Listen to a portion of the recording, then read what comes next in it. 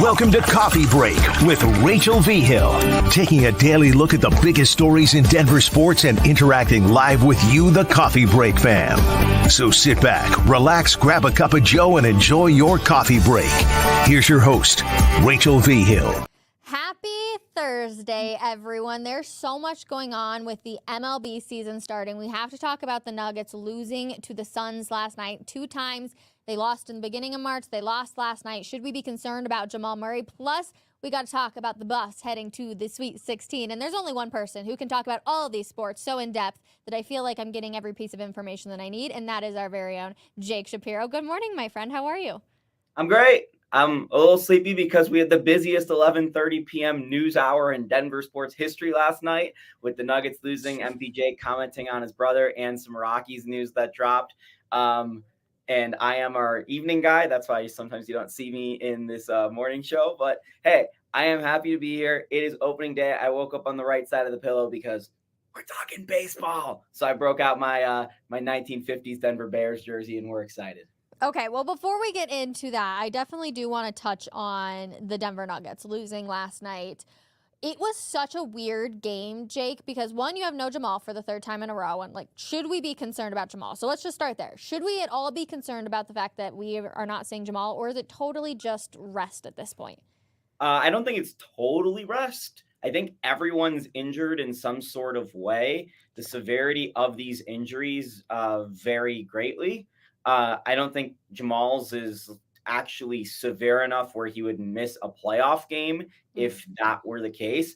But when you're playing Memphis, who isn't a playoff team, Portland, who isn't a playoff team, and the Phoenix Suns, who right now aren't a playoff team, this is a good time to give Jamal Murray some rest. They've got a huge game on Friday. He needs to be well rested going into that game because who knows if they win the 1 seed. It's going to be tough for them to outplay Oklahoma City down the stretch. They're tied in the loss column right now, and the Nuggets need to get 1 fewer losses than Oklahoma City because of the tiebreaker situation. But what you can try to do is you can control your destiny against the Minnesota Timberwolves, who are also tied in the loss column. And you have 2 games against the Timberwolves, which not only are huge because of you can give them losses, but it can control the tiebreaker. And what that would do is would guarantee you the 2nd seed in the West. And you might be saying, well, it's not the 1 seed. Well, the 2 seed guarantees you home court advantage in the first 2 rounds of the playoffs. So the two seed is pretty big too. Agreed. And Michael Malone talked about health being the most important thing. And then kind of felt like things had kind of, the switch had flipped a little and they were all of a sudden going for that number 1 seed. But you've got Nikola Jokic, Aaron Gordon, MPJ, who is playing outstanding football or basketball right now, And it's at a certain point, do you really even need home court? Yeah, it's nice if you're a Nuggets fan. It's great if you can be at home. But when you have players like this, it's not necessarily a necessity to be able to go all the way. It helps. But here's the thing, Rachel. I've asked this question to anyone who said, well, the number 1 seed should be the priority. Would you rather play 2 game 7s on the road with a fully healthy Nuggets squad? Or would you rather have a game 7 at home with one of the starting 5 missing? Because that's the calculation they're making. And I think the answer is easily the first scenario. And by the way, you might never get there. So, that's what they're kind of banking on. But what I'll tell you with the Nuggets right now is it's not just Jamal. They could have done some things differently in their lineups last night. They were playing Peyton Watson at center at one point. That's going to I was going to say, we even have to talk about some of the weird lineups that we saw last night. We've seen lineups we have never seen before, and it was kind of just like throw everybody out there and see what can work. And that'll tell you right there what Michael Malone's game plan is just like, okay, we got to give some of these guys rest, but let's see who can actually, give a little bit of firepower and see who we can possibly use in the playoffs as well. Yeah, that team was small without Nurkic, the Suns, which is funny because they out-rebounded the Nuggets by 13 in the game. That's why the Nuggets lost. It wasn't anything else. They lost because they out-rebounded by 13. Well, when the Suns are shooting nearly 50% from the 3 as well, and the Nuggets are shooting 26%, that's also going to play into it just a smidge. Right, and that's when the Nuggets lost the 4 times in the playoffs last year, was the 2 times Booker and Durant absolutely went off. The Heat shot 50% from 3, and Minnesota had 50 from Edwards. Those are the 4 points, the 4 times the Nuggets lost the playoffs. So that's just how basketball works sometimes. So that's why I'm not worried about the Nuggets loss. In the postseason, they're going to have Aaron Gordon be playing those backup center minutes, not Peyton Watson, not DeAndre Jordan, not Zeke Naji. Colin Gillespie, who I thought was okay last night, is not going to be playing at all because he's not postseason eligible. The whole team is going to look completely different than it did last night. The Phoenix Suns are going to look very similar to what they did, plus Yusuf Nurkic. So if you're saying this is some kind of critique on the Nuggets versus the Suns, well, we saw how the Nuggets play the Phoenix Suns without Jamal Murray in a playoff series. It doesn't go well. They're going to have Jamal Murray in the playoffs, so it'll be a lot different than it was last night. And that was the third loss since the All-Star break, Rachel. The 3 losses they've had, a bad one to the Phoenix Suns last night, which the Nuggets didn't seem that interested in, an overtime game against the Suns, and a buzzer beater against the Mavs. I'm really just unbothered by where the Nuggets are right now. I feel that too. I'm extremely unbothered, but it is an interesting question that a lot of people have started to begun asking, because MPJ seems to be having one of the best seasons that we've ever seen out of him, and he hasn't been injured, which has helped a ton, but he's been consistent to a certain degree, and it opens up the question, is MPJ the second best player on this Denver Nuggets squad right now? Is he the second best player on the Nuggets? No. Is he the second best player playing right now? Yes. And that's the distinguisher.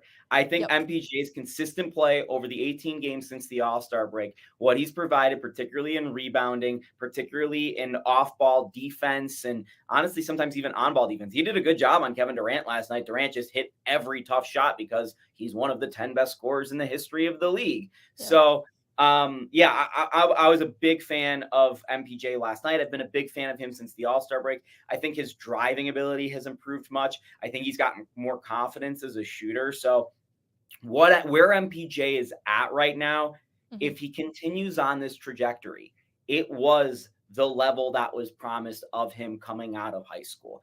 It is the potential to go, wait a second.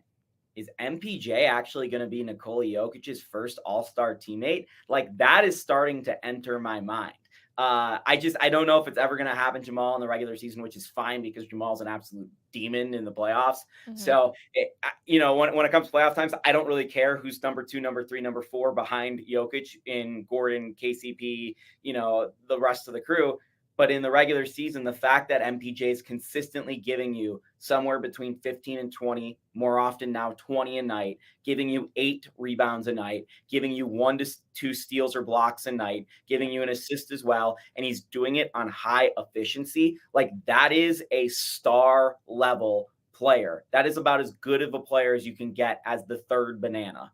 Agreed. And that's why this starting 5 that we're so incredibly lucky to have. And I was super critical of when they signed MPJ to the extension and then he ends up going and having his back surgery. And I was like, what are you doing, Denver Nuggets? But you got to give a lot of props to Malone and to management on knowing what MPJ was capable of doing. And man, has it shined, and they have proved me wrong from that standpoint. But I do have to agree, Jamal is still the second best player on this team. MPJ, despite his play, like you said, since the All-Star break, Jamal still has the points average above it, the assists, and I believe almost the rebounds too. Like, he's definitely up there in almost every single category over MPJ, and he's obviously missed a lot of time too. And Jamal, like you said, he's just a different demon in the playoffs, and I can't wait for that part of him to wake up. I'm so ready for the playoffs, Jake. It's not even funny. Yeah, and Jamal, he missed a month, and he's missing some time now. He missed some time around the All-Star break as well. But this has been his best facilitating season. He's never had as many assists as he has. And you can see it actually playing off. He has made a dedicated effort to get better as a point guard and a playmaker by Nikola Jokic. I would argue that this, among the many great Nuggets teams we've seen around Nikola Jokic, that this Nuggets team is the best at facilitating offense for each other. They are always on a string. It is so beautiful to watch them on offense when they are all healthy. So, I'm ready for the playoffs, Rachel. There's no more meaningless regular season than the NBA regular season. And right now in March is like ultra meaningless. And they do this on purpose because they don't want to go head to head with the NCAA tournament. So they schedule a bunch of games that really don't matter during this month. And that's what we're getting. So the Nuggets have, I think, 2 more important regular season games, 3 if you want to count the Clippers, which is kind of 50-50. And then we're going to be in playoff time. And MPJ actually made a great point last night, Rachel.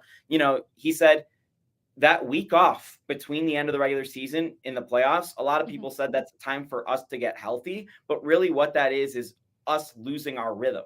So what's the point of us trying to stay in rhythm up to that game when we're going to lose it anyway. Rather, we should try to get healthy now, and then we're going to just have to get in rhythm anyway come game one of the postseason.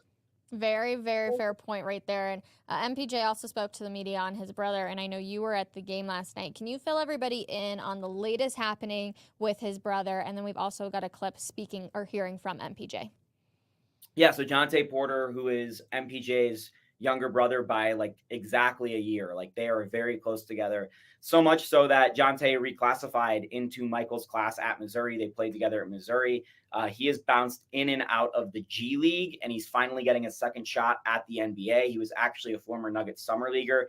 He is being investigated right now.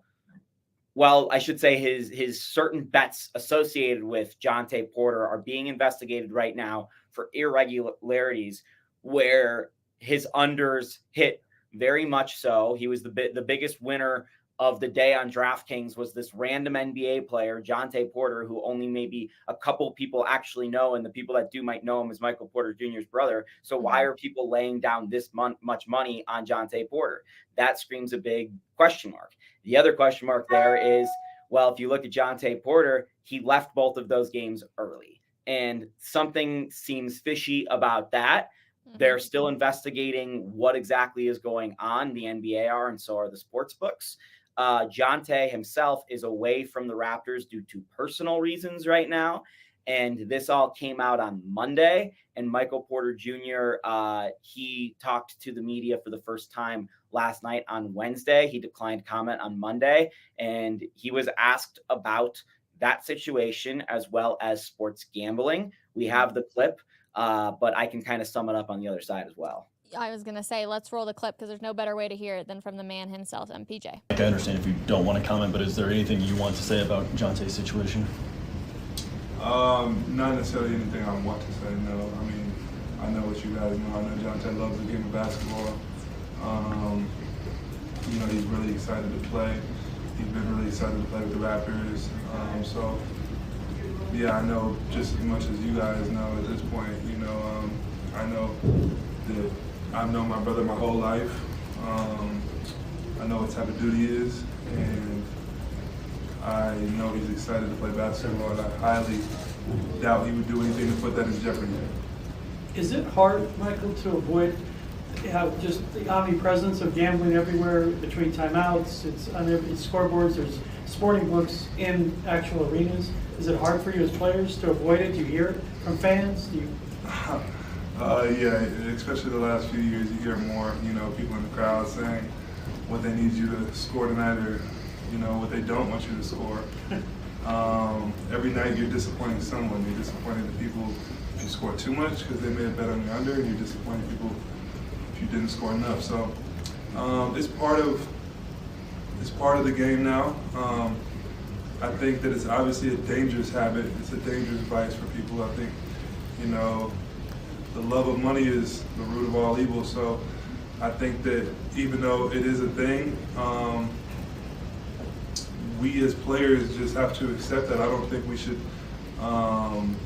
We get paid a lot of money to play this game, and I know the people, these fans, they want to make some money as well. So if they want to put their hard earnings on us, we appreciate that you put your trust in us, I guess. But it's definitely something that is kind of taking over the sports world. I don't know if it's a good thing or a bad thing. So, that's probably my comments on it. And it opens up the question now, Jake, of is sports betting ruining sports to a certain degree? I know the NCAA just came out not too long ago wanting to ban it from college sports because college athletes are getting bullied and harassed online because of it. And it does kind of bring up an interesting part of there's a lot of negativity, but like MPJ says, like a lot of people also make a lot of money and they see these athletes make a lot of money.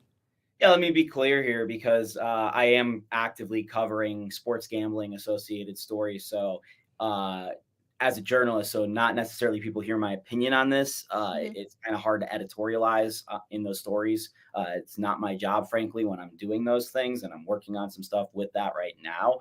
But when it comes to my opinion on sports gambling, I've been very open on this that I think it's a plight. I think it's a problem. I think it needs a lot more regulation. I'm not against people acting in their free will. I'm all for people having the ability to make their own decisions in this country in a lot of forms and factors. Honestly, I'm pretty for freedom. That's one of the reasons why I love being a journalist is I have freedom of speech. It allows me to do a lot of different things. And I think it's important for people to have their different opinions and, again, believe in what they believe in and do what they want to do. So that follows, in my opinion, to sports gambling.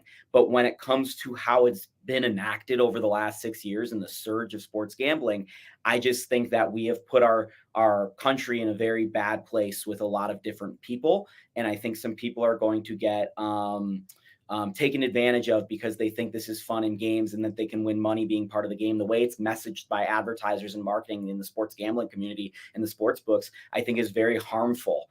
There's a reason why cigarettes aren't advertised in this country. And I think maybe sports gambling should be fallen into that ilk where you can do it, but it's not something that we're actively promoting. You look at different countries like I think it's Australia or New Zealand, where the whole country is essentially just run by sportsbook. It's sportsbooks and gambling websites at this point.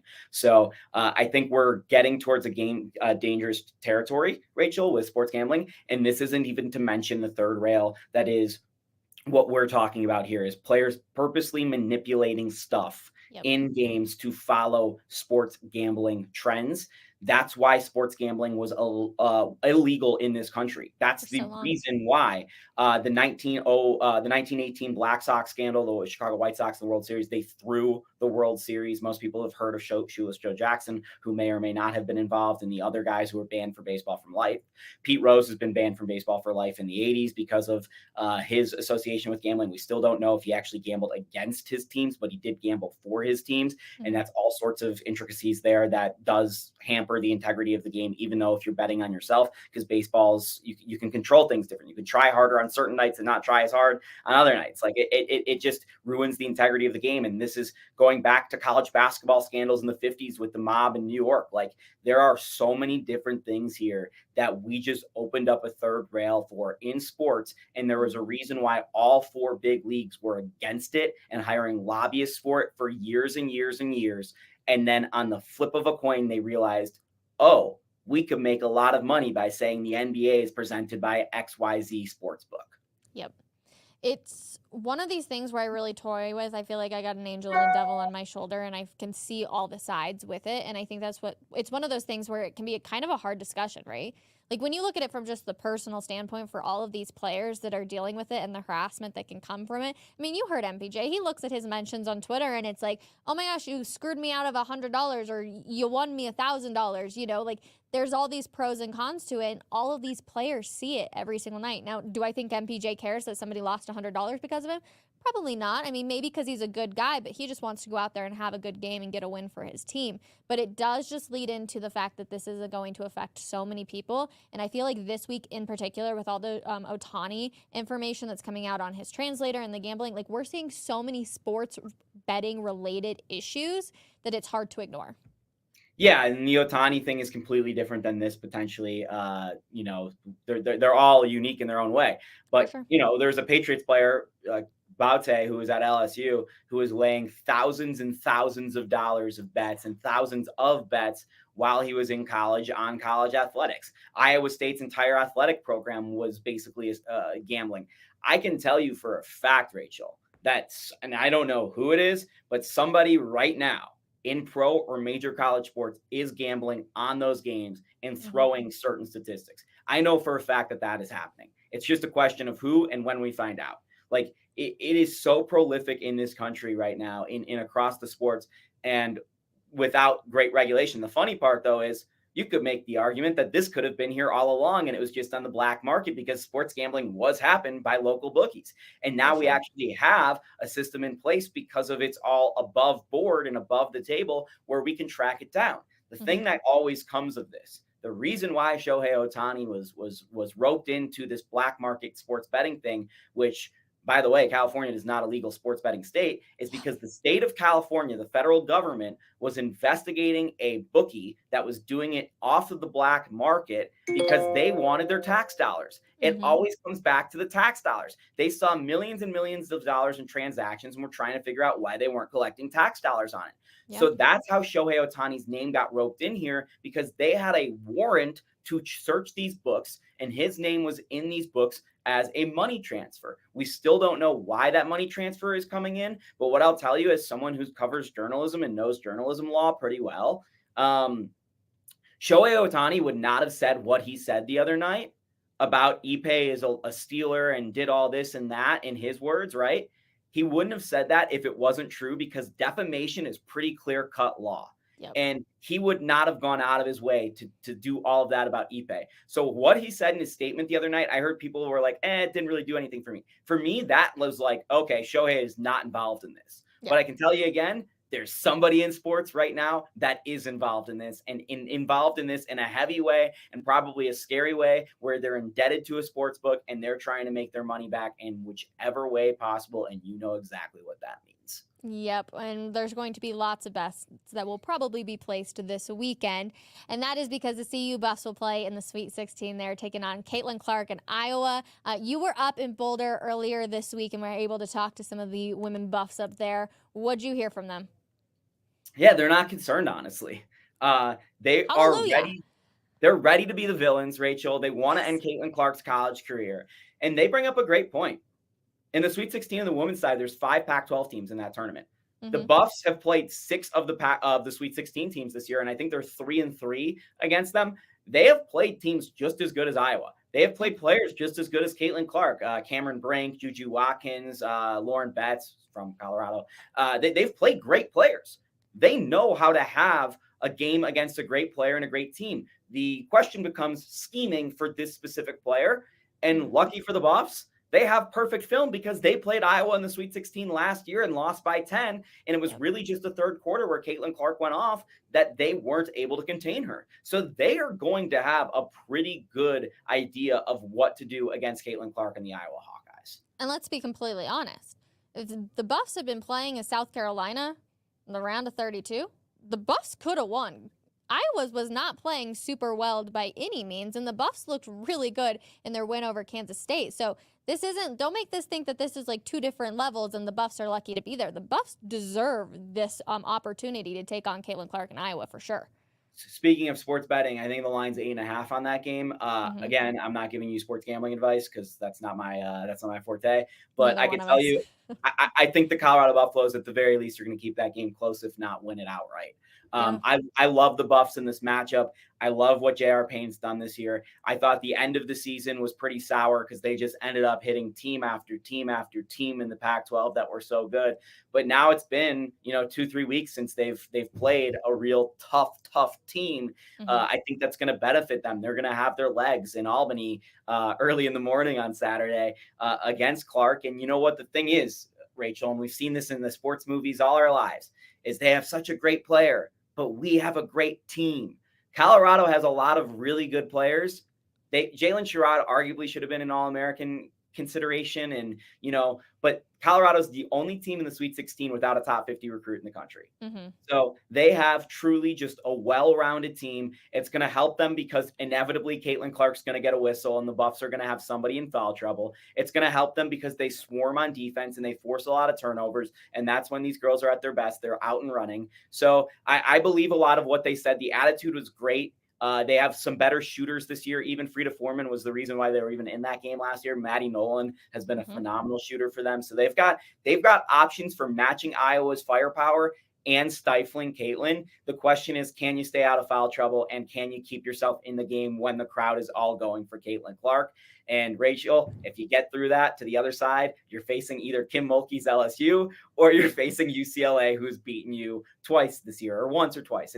They've beaten you. So it's going to be a hellish road for the Colorado Buffaloes, but such is the top end of the women's college basketball world right now. Those teams at the top are all so dominant. So much fun to watch as well. Jake, real quick, last one for you. What's going on with the men's team up there in Boulder? Lots of people are entering into the transfer portal. Nothing. Don't look into it. It's this is just the world of college basketball. Okay. Everyone kind of expected this to happen after the season. I was talking to some people in Indianapolis about this. The only guy people really expect to return from the rotation from last year is Julian Hammond. So you're going to see some more transfers that come out in the next few days. You can do the math. I'm not going to break news right now over who else is going to transfer because that's those guys' decision. But none of this is that surprising. They gave it a 1-year run. It was an awesome year. Tad's going to have to rebuild. He was going to have to rebuild either way. These are mostly seniors and juniors that were on the team.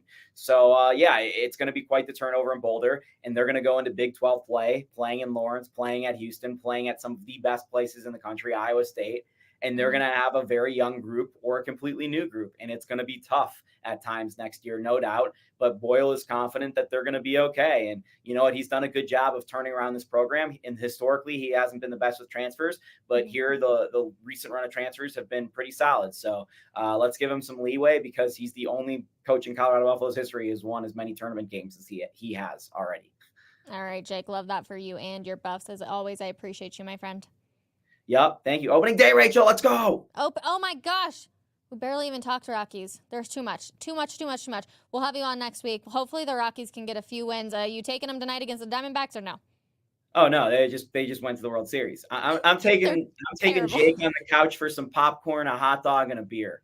Let's go. It's baseball season. I love that for you. All right. On this note, yes, Rockies opening day. You can watch it. We had all the details, denversports.com. You can check out Denver Sports Daily as well. Jake, as always, appreciate you. Nuggets, Buffs, plenty of good stuff. We will see you guys tomorrow, 10 a.m. for another episode of Denver Sports Daily, and right back here at 12 p.m. for another episode of Coffee Break. Get back to work, everybody. Bye.